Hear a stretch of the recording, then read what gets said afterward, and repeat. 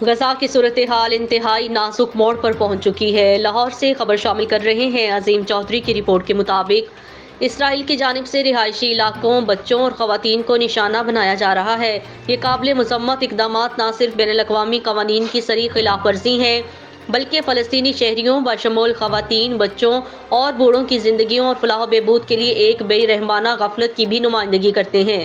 غزہ کے عالمی دن کے موقع پر حلقہ خواتین Jamaat Islami Pakistan deputy secretary general Samina Saeed, Tayyaba Atif, صدر وسطی پنجاب ربیہ طارق اور صدر لاہور عظمیٰ عمران کی سربراہی میں نکالے گئے مظاہرے میں انہوں نے کہا ہے کہ حلقہ خواتین جماعت اسلامی رفح اور غزہ کے عوام کے ساتھ یکجہتی کے طور پر ہم کھڑے ہیں۔ ان پیش رفتوں کی روشنی میں اتحاد غزہ میں نسل کشی روکنے اور فلسطین کے لیے آزادی کا مطالبہ کرتے ہیں۔ دنیا ان مظالم کی گواہی دے رہی ہے اور عالمی ادارے خاموش تماشائی بنے ہوئے ہیں۔ اسرائیل کی فوجی جارحیت کو فوری طور پر روکنے اور فلسطین کی آزادی کا مطالبہ کرتے ہیں۔